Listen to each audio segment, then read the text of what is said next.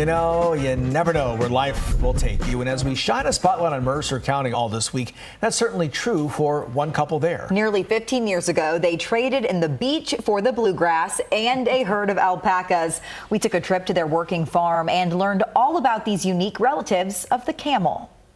At Black Watch Alpacas, Dominic is ready for his close-up. Paul and Deb Slaninkas say this 13-month-old is one of the friendliest in the herd. He's one of a dozen alpacas at this small working farm on Talmage Mayo Road in Harrodsburg. Everybody has names, yes. We have Rocky and his half-brother Mozart's Dominic's father. Over here we have Paloma, Gabriella, Ebony, Donatella, and Donatella's son, Dominic.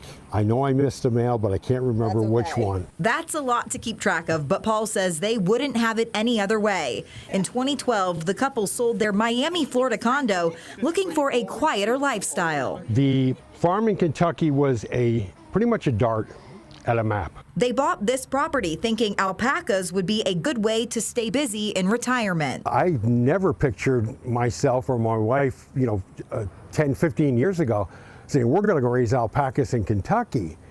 It was just not something you think about. Taking a leap of faith, their first herd arrived in 2013, and Paul and Deb got to work. We had never raised anything larger than a 14-pound, half Shih Tzu, half Maltese condo dog. So when they showed up, we were a little bit behind the curve. But they're quick learners, and since then, they've added a shop on the farm and welcomed hundreds of visitors to share what they know free of charge. There are a lot of people here that have heard of an alpaca, seen pictures, but never been close to them. For the most part, they come in and they realize that these animals are not very large. And yes, they're friendly. One common question from guests: do alpacas spit? Yes, Paul says, but only if they're really angry, and typically it's directed at another alpaca. Us humans can expect a hug and maybe a peck. You give kisses?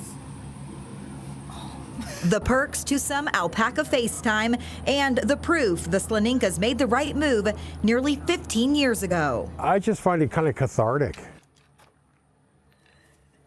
So I was denied a kiss, but I'm determined to get an alpaca peck because they are just so cute. To schedule your own farm visit, check out blackwatchalpacas.com to get Paul and Deb's contact info. And don't forget to tune into our full Spotlight on Mercer County special tomorrow night on LEX 18. Very cool.